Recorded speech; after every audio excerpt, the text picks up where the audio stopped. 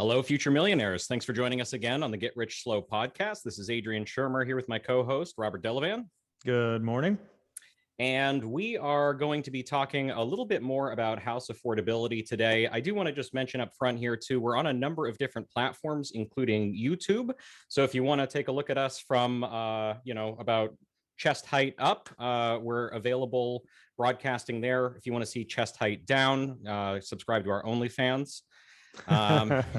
Rob, there you go. How's your morning going?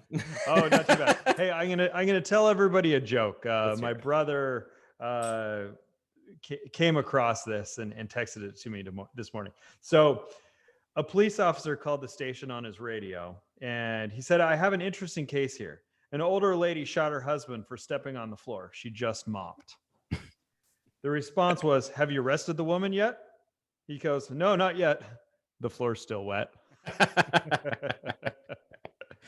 Not that applies to us and our audience getting rich slowly at all, but hey, you got to keep a sense of humor in all of this stuff because shit happens. And stay safe. So anyway, I wanted to start us today with telling you a quick conversation I had with a client.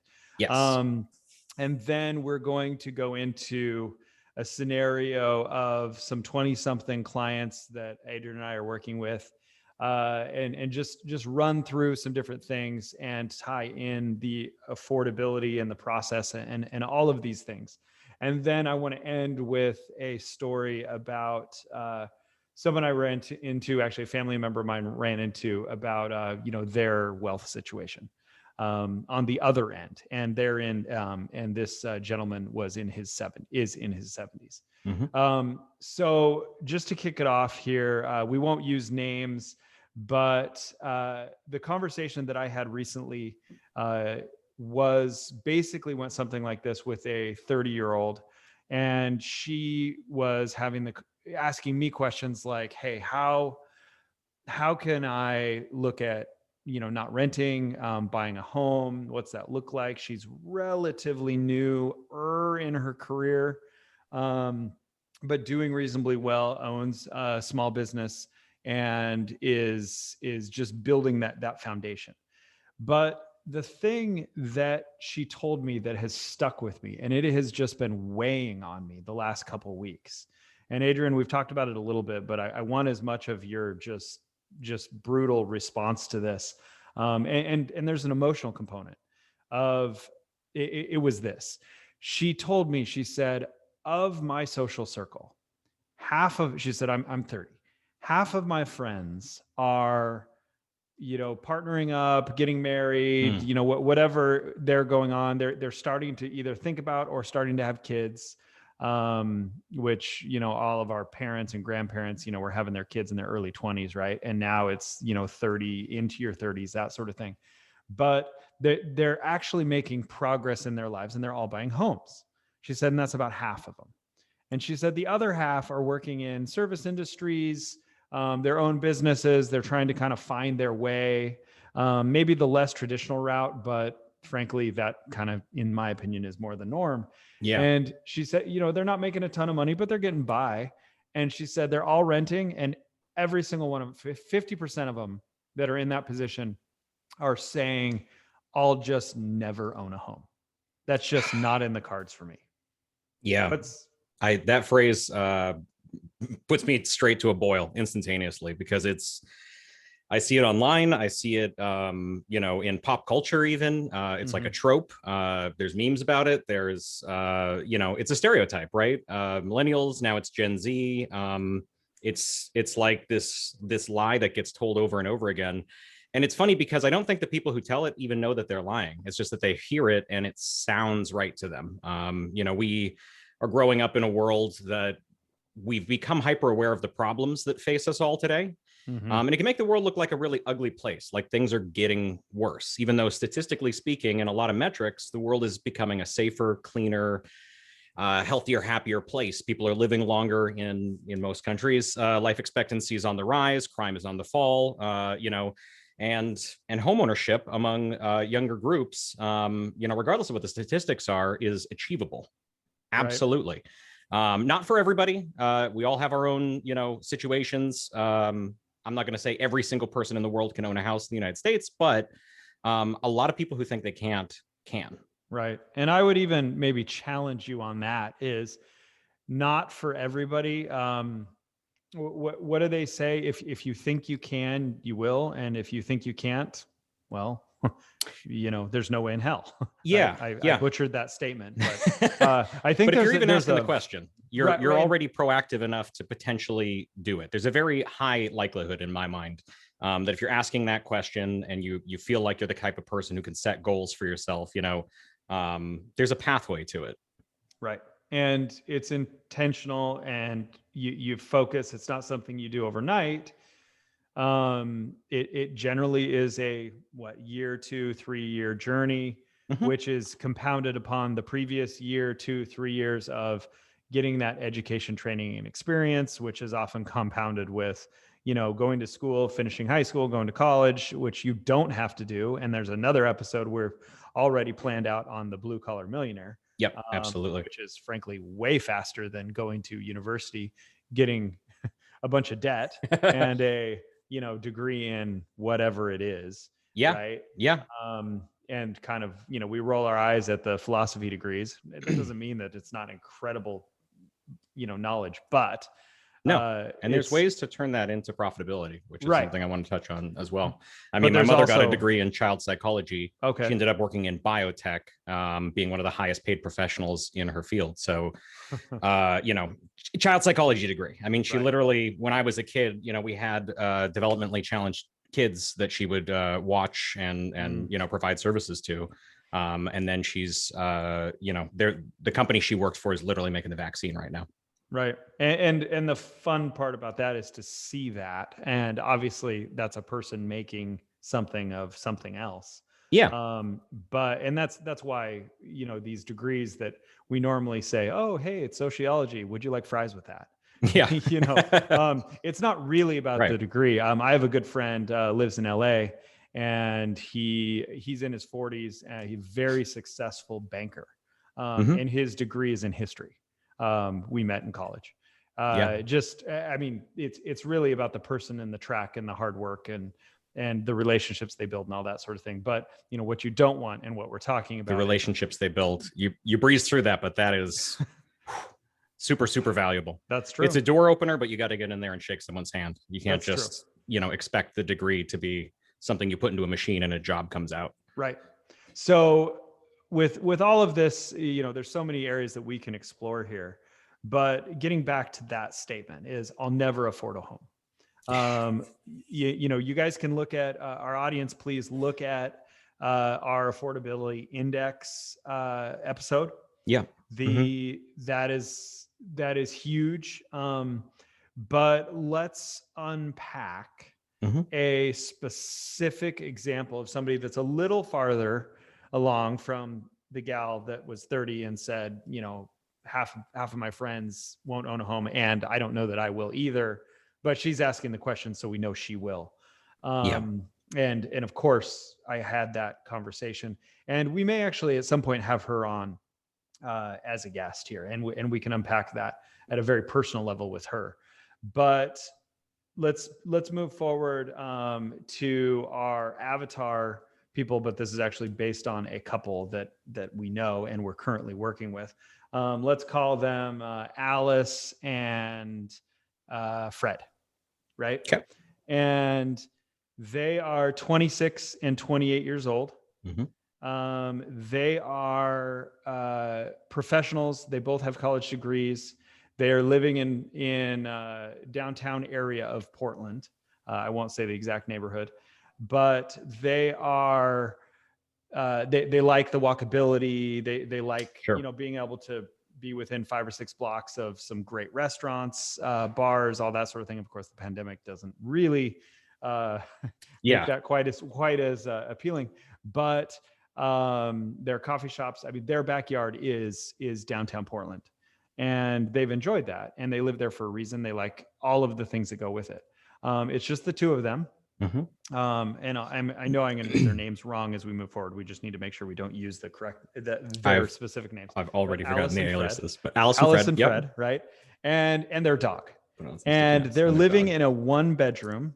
Between the two of them, they're making well into 6 figures. Somewhere in that like 75,000 range a piece, give or take, maybe slightly average. higher. But 26, 28 years old, they live in a 1-bedroom apartment. And they initially were introduced to us by another business owner that we know, where they were just talking to that person about, we just don't know how we could ever afford a home. They currently pay $2,600 a month for that rental.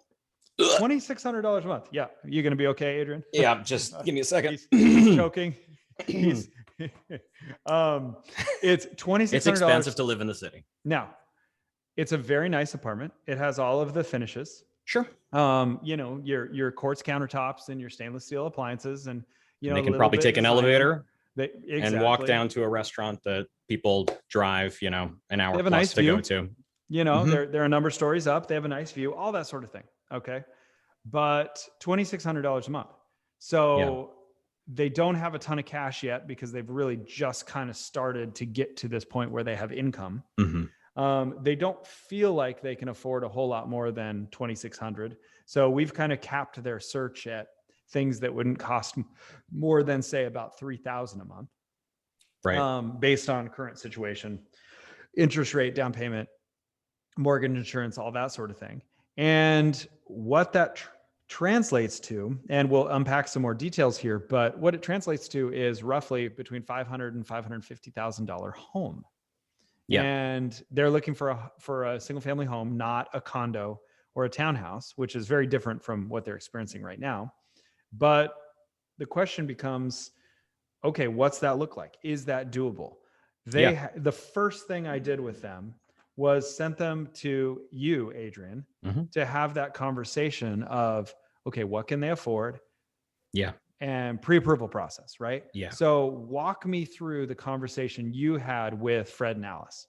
So this is honestly, it's probably my favorite conversation to have. I feel it like it buzzes. I can feel it in my hands and my arms when I have a conversation with someone. I'm getting the high of it right now. This is what excites me about the job that I do, because these conversations often start in the same place. It's, we're doing this, we're doing that, but we just want to know when in the future this might be achievable to us. Right. And watching the change in energy and feeling it, in the room. Right now we're doing a lot of Zoom stuff. It was a Zoom with them, but, watching the change in demeanor, watching their shoulders push back and up as they realize it's totally achievable right now, that they can get in with a lot less down than they thought they could, and without their student loans being as crushing as they might have thought that it would have been. Right. A lot of people feel the weight of student debt. And I think one of the most important things I can say about that is that the amount of money you owe is really irrelevant to lending. When we qualify someone, it's off a debt to income ratio. Debt as a ratio of income is all about monthly minimum payment. A lot of people are on deferment right now, which means we have to use a quarter or a half or 1% of the balance, which is a pretty large amount of money. But a lot of people are also on that scaled deferment, you know what I mean? And that payment is often much lower than that number. It's often lower than it's lower typically than the average car payment in the United States. It's not as crushing as you might think. The term is income-based repayment. In that world, right? Yeah, they're scaling you based on your income, which ultimately means if you're on a plan like that, I can practically assure you that it's not a considerable enough portion of your income. I've even had some people who got off of the 0 payment deferment because of that half or 1% rule, and went into the income-based repayment because that number was smaller than a 0.5% of the balance, and that made it easier for them to qualify. I had one just recently, per payment went to $10 a month on $30,000 worth of debt. That's that's a pretty crazy ratio, right? Sure. Doesn't even sound like it hits interest. She was lucky enough that in her career, it's a forgiveness after a certain number of years. So she holds out, works for the government, and then, it's part of her system there. But yeah, so use a couple more specific numbers. It's very typical for somebody to have 75, 80,000, even 100,000. Like, it's super common. Yeah. With a 4-year degree with, $100,000 in debt.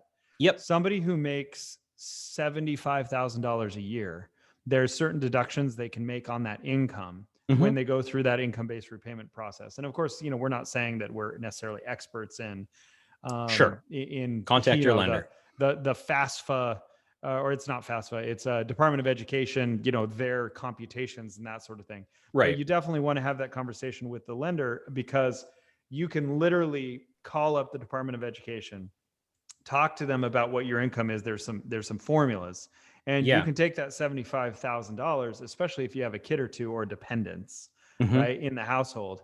And they say, oh, well, you actually only make, for our purposes, 45,000 by the time they take those deductions. Right. And then they're extremely fair. It's one of the most fair types of debt out there. Right. So it would be that's how you get into it. $1,200 a month to pay it off over 20 years as a normal payment. If it was a mortgage payment, it would be very different. But I've seen these in the $200 to $300 range, honestly, in the income range you're talking about. It's pretty typical. And a lot of them too, they scale up based on where you are in the career. So, first few years where you're making the lower portion of income, there's kind of this, period in there where they're a lot more lax with it. And you're right, they often do factor in household factors, that sort of thing. What you're paying in rent even can be a factor. Again, contact your lender, but have the conversation. My experience with my clients has been that every one of them walks away from those conversations feeling pretty good. These are not the typical, this isn't like some credit card company calling you to try to collect on their debt, some collection account or judgment. They're very flexible. They want people to pay, and they know that you can't even bankrupt yourself out of the student debt, right? So they're going to get their money one way or the other. It's in their best interest to get you on a payment plan, and they will find a flexible way to do that. Right. So, and then whatever that payment is, we got paperwork for it. That's what we're using for your debt to income ratio. A $300 student loan payment is no different than a $300 car payment. Right. In terms of qualifying for a home loan. That was one of their big concerns, right? The next big concern was, or that they saw as potentially insurmountable before they talked to you, was down payment, right? So let's just use round numbers for a $500,000 house. Okay. They were thinking, and so many people think this because there's so many assumptions that go, even the affordability index talks about, assumes a 20% down payment, right? Yes. Well, first-time home buyers, especially, generally speaking, do not pay 20% down ever. No. They're at like 3 to 5%. Obviously, with VA and some other programs, you can get 0%. But mainstream conventional financing, you're talking 3 to 5%. So we're talking $15,000 to $25,000 down. Right. Yeah, 15,000 on 500K. And you absolutely, you know it better than anyone, Rob. Your group is incredible at negotiating this.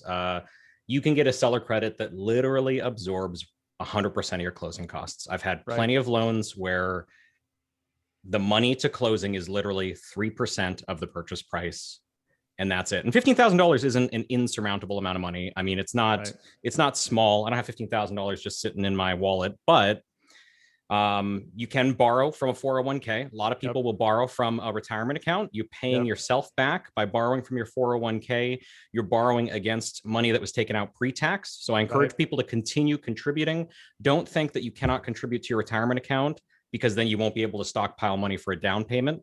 In fact, one of the most clever ways to do it is to, in this example, put away 30,000, do it pre-tax, because what's 30,000 after taxes, right? It's what, $17,000, $18,000? Yeah, depending. But if you put it into a 401k, you're allowed to pull half of it in a lot of cases, sometimes more, a lot of times more actually, but half is one of these more restrictive programs.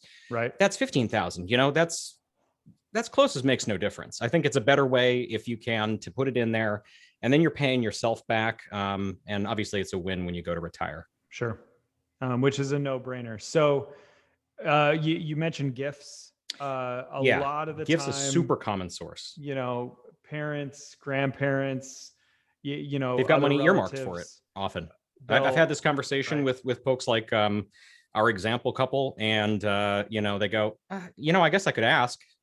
Don't be afraid to ask. It's an investment in your future, and especially the generation above us, they know it better than anyone. They've watched, they've at least watched their friends gain wealth through real estate. Most of the time done it themselves, and they're aware that seed money is going to multiply like a trust, like a trust account you never heard of, right? They could gift you $5,000 and it could be worth $100,000 in equity 5 years later. Sure. That's a pretty serious change to someone's life that you can make with a relatively small investment.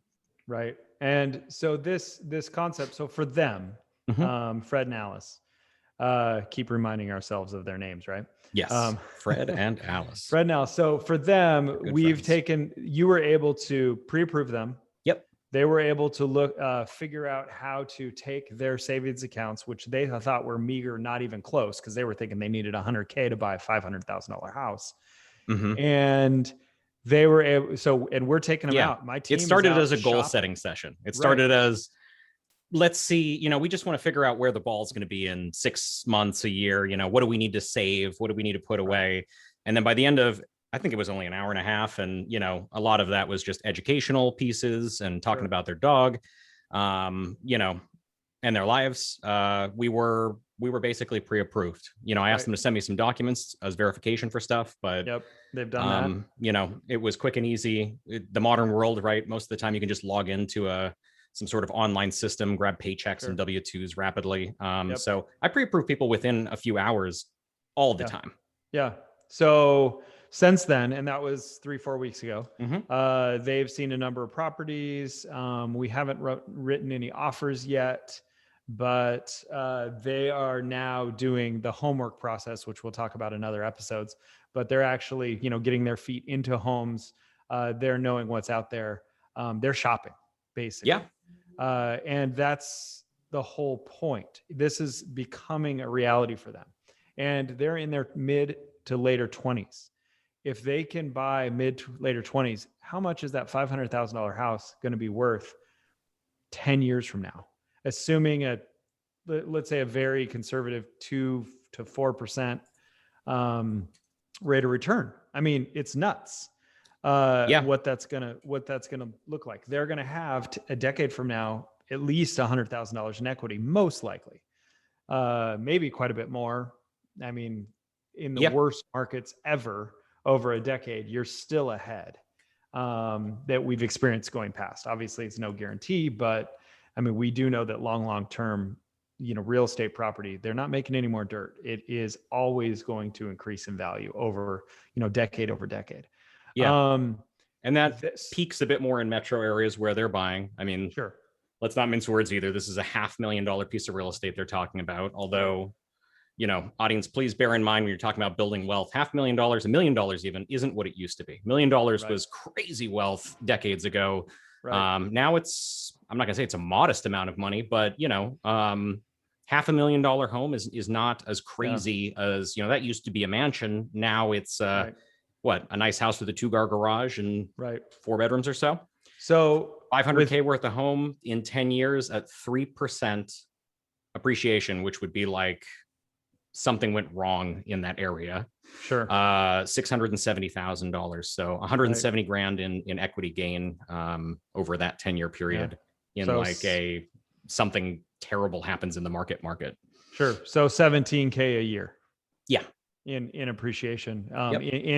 In appreciation, passive in net building worth their net worth. Obviously, it's not money in your pocket till you sell it. Renting it out and letting it grow over the next 30 years. And, they're not going to, how many times have I said this? Have you heard me say this? Probably 100. You're not going to hate being 60 years old and owning a bunch of paid for houses.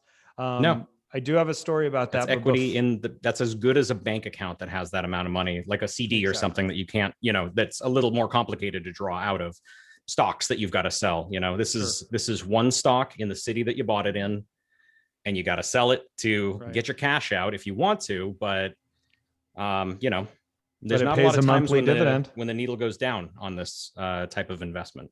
Right. But it pays a monthly dividend, so, and that's the point. So give me some rough numbers. Let's assume they do the minimum down of 3%. Right? Sure. And let's say we lock them in roughly now. And we also are able to negotiate, roughly $10,000 in closing cost concessions from the seller that basically get wrapped up into the loan. Great. So with all of that being the case, they can either prepay mortgage insurance or have mortgage insurance. That's a whole nother conversation. Yep. But get into it. Are they in that $2,600 to $3,200 a month area, including taxes and insurance? Absolutely. Including monthly mortgage insurance, they're even within that range. So running a scenario here, I use 1% of the purchase price for taxes and 0.25% of the purchase price for homeowners insurance, both of which are fairly conservative in the direction of overestimating. I usually find these numbers lower, especially on the insurance. Unless you've got something like a pool on the property or something that adds risk. My personal insurance for my home is literally a third of this. But hey, let's go terrible first and work our way backwards. I'm at less than $2,800 a month. Right. So, and that would consist. So I'm within $200 of their rent payment right now, and then they get to own a house that gains $17,000 to $30,000 a year in equity. Right. So so unpack that 2,800 for us. Okay. So that's roughly $100 a month in insurance, right? Yep. Just a hair over 100 in insurance. Taxes are about $415. $415. There you go. Principal and interest $2,100, and this is a monthly mortgage insurance of $160. My expectation for buying out that insurance, if you wanted to, would probably be in the maybe $7,000 or $8,000. So you've got this option for our audience here to pay mortgage insurance as a single premium. You can just pay it right up front as part of your closing costs. And again, because you can get a closing cost credit from the sellers, that in this case can be as much as 3% of the purchase price. It's got to be baked into your offer when you make it. And you're usually making an offer over asking because of that to compensate for this money that the seller is going to lose out on by paying your closing costs. But, you borrow a little bit more money effectively by doing this, and you have someone else pay, in this example, the mortgage insurance out entirely. Right. So all said and done, and if you do that, we'd be at their rent. Exactly. So you're looking at $2,800 a month for a $500,000 home. And here's the other piece that people don't really think about. They're living in a 1-bedroom, little tiny 700 square foot apartment right now. Yeah. They get a $500,000 home that in the Portland, relatively close into the core of Portland market would be like a 2, maybe a really small 3-bedroom, but probably like a 2-bedroom, 2-bath, 2-bedroom, 1-bath, older Portland home. Yep. That sort of thing. So, okay, they feel tight. It's 2,800. Let's say it's 3,000 a month, right? Let's just round up. It's just a little tight. But remember, they have a yard, they have all of that because it's a single family home versus a apartment. So, okay, for a year or two, what's it look like to have a roommate? Yeah. What happens if that roommate pays $1,000 a month to rent the second room of their house? Now, granted, there's living standard issues. I mean, privacy issues, whatever the case may be. You want to make sure you get the right roommate. But you've done this in the past. I've done this. Absolutely. Where we had roommates living in a separate, bedroom, whatever. And it does work. Maybe it's not ideal, it does. But do it for a couple years. Yeah. Now your payment's $2,000. You're literally saving and paying extra on your mortgage to pay the balance down, or to pay for that next house that, instead of being a 2-bedroom and with a roommate, maybe it's a 2-bedroom with an ADU that's 600,000. Yeah, And you afford it in a couple of years, and you have somebody living in the ADU in the backyard. So you don't absolutely. have the same privacy issues. This My is a point pretty being common is, house type right now too. This like oh, the little kitchenette, you right, got shared spaces, but I was just renting a place that had 2 living rooms. It's right, actually much more common than you might think. right, If you didn't grow up in a home like that, you might not. You might think that that's a weird thing, but they do like the kids' living room or whatever. And right, then I've seen a lot of younger people grab a home like this and then repurpose it into, hey, I got a mini fridge and a microwave. We can have separation of space, so we're only in each other's hair for little right, periods of the day or whatever. right. So what we're getting at is there is options. Yeah, These Fred and Alice have options, and they have a number of options, and it's really the limitation of what their creativity is with the property that, $500,000 for a small, modest home in Portland. mm-hmm. I know, those of you in Kansas are just like Yeah, freaking out right now, right? yeah, yeah. And then of course, those of you in the Bay Area, San Francisco Bay Area, are like, you know, there's no way But in that's what's brilliant hell. about what we're talking about, right? Right. Like we're talking It's about all this relative. and it's all on scale. I mean, Right. I'm talking 20, you can literally do the division. I'll do it right now. 500,000. So what if I take that $2,800 payment and we call this factors, I divide that by 5. That's 560 per 100K. If Right. a house in your area equivalent to what we're talking about is, 250,000, then multiply that by 2.5. Now I got $1,400 a month. That should be Right. about where you stand. And that's probably about what it costs to rent that Right. house in that area most of the time. In the metro area, rent is usually more expensive than a mortgage payment. Sure. And then as you get out, not that far, but as you get out of those inner rings, usually the needle goes in the other direction.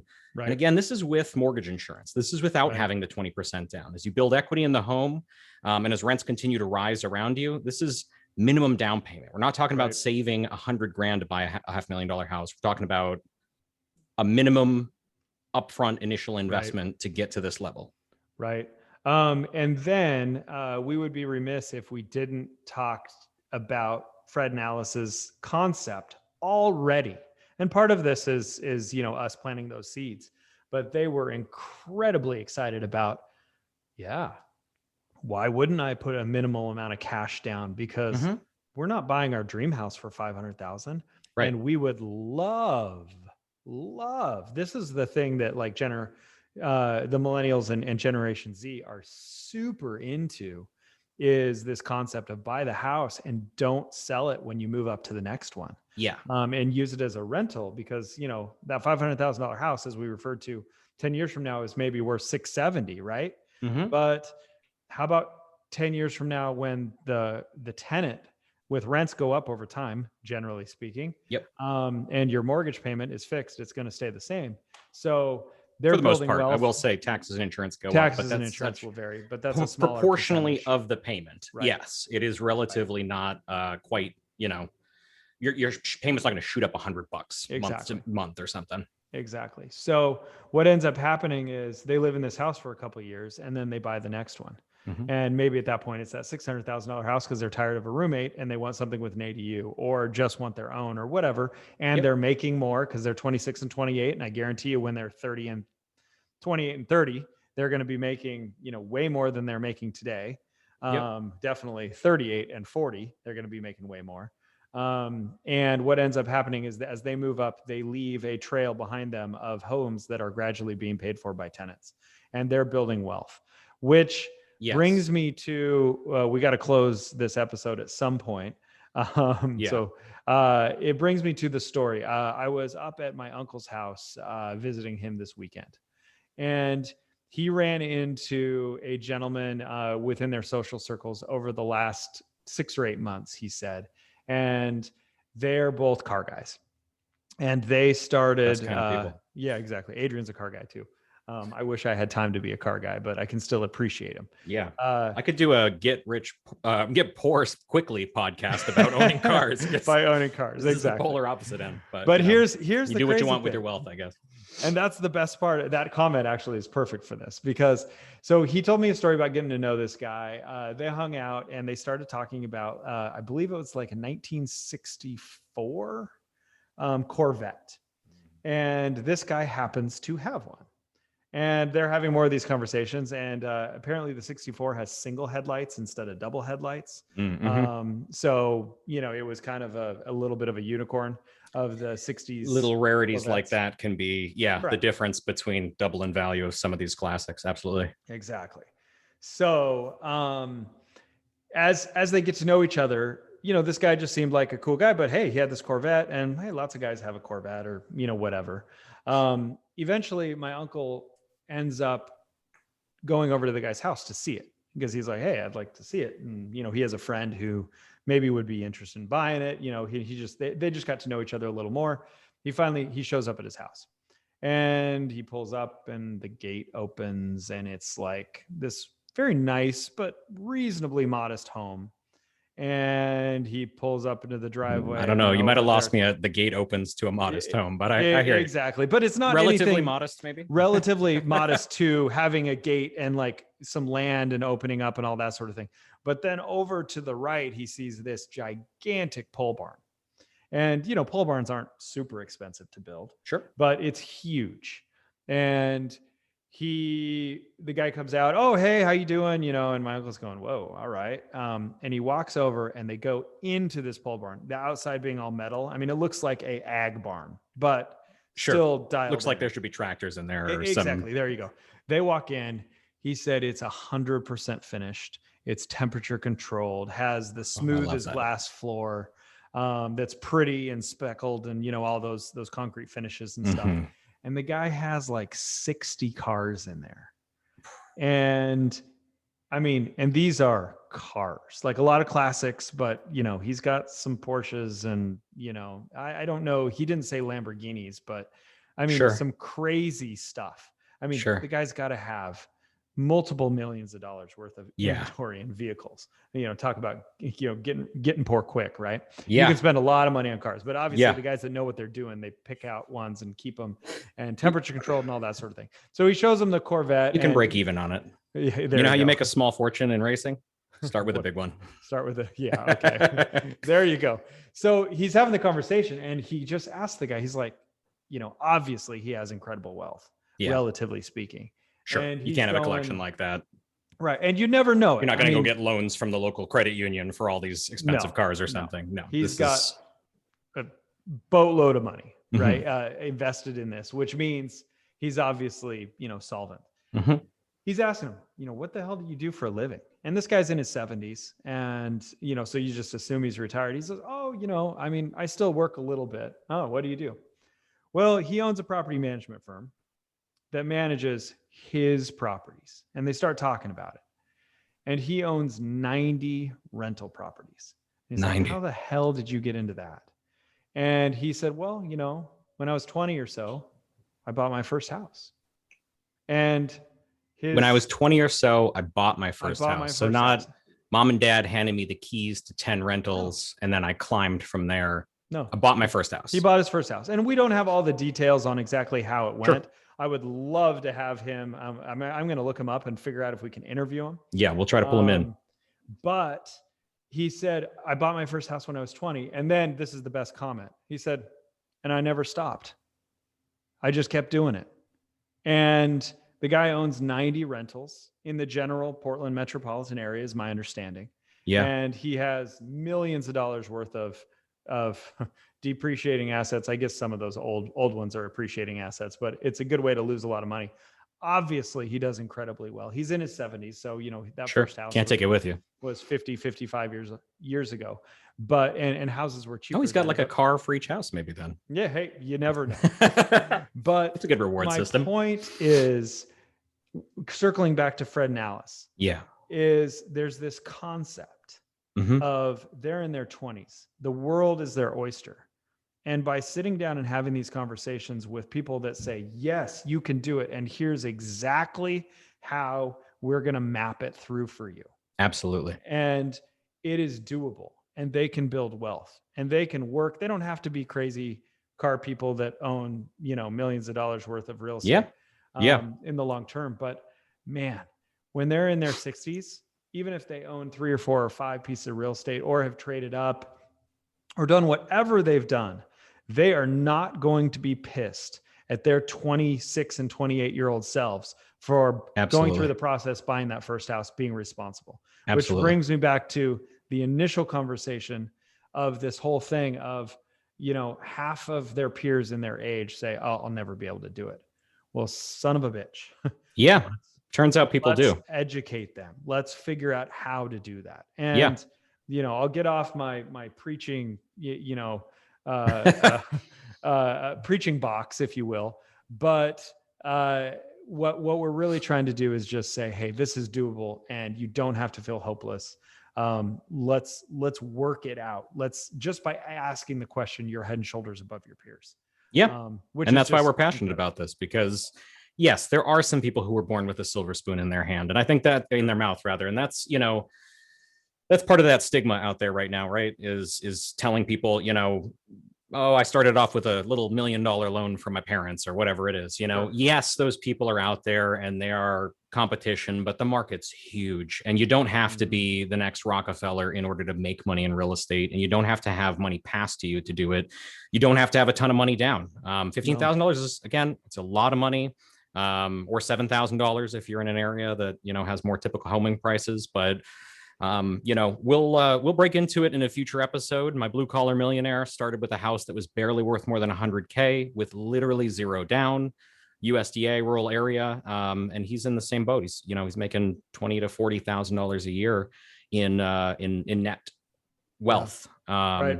While he makes $40,000 to $50,000 a year in his real quote unquote job, his day job. Yeah. So, there's many pathways to wealth. And I think, Rob, one of the great, I love that quote you had. What was it? The average millionaire has 7 income streams, something like that on average. Yeah. And I don't know. Diversification's cool. And it's a good way to make sure that you're not crushed by one, issue in a market, like people in 2009 who had all their eggs in one basket, and no buffer, collapsed under their own weight. But, there's also just a lot of people, mom and pop renters, right? It's very popular right now, and it's a growing area of wealth generation. And you're providing a service. People want places to rent. I'm grateful for all the places that I got to rent as I worked my way up to the home that I own. It's a win-win. Yeah, it's so. Let's just wrap this up. Put a pin in it for today. This is a fun topic. We love doing it with people. We'll talk about it future points, next steps and all that sort of thing. But man, this first time home buyer experience, but let's just, spread that theology of, you can do this. Daily responsible living will allow achievers to go out there and just do, and build incredible wealth. And if you're listening and you're excited, get in contact with a good lender and start running the numbers. It's free. I don't charge anything. My clients don't pay me directly anything up front. We don't talk about even a charge on a card until you're under contract at the very least. Right. And that's paying for your appraisal and your inspection. So, have the phone call, make the phone call, have the talk, run the numbers, and just start get data. You owe it to yourself at least to get the data. Don't let someone's common phrase or thought about what the state of the world is steer you away from what could be, one of those decisions you're going to look back on. And we talked about it before, right? These people tell us all the time, I wish I had started sooner. Today should be your day. Yeah. Right. Look someone up, pick up the phone, make today that day. Best time to plant a tree was 10 years ago. Next best time is today. Right. Absolutely. Awesome. Love it. Thank you everyone for listening. We will look forward to the next episode. We love doing this. This has been a lot of fun. Thank you, Adrian. Yes. Thank you.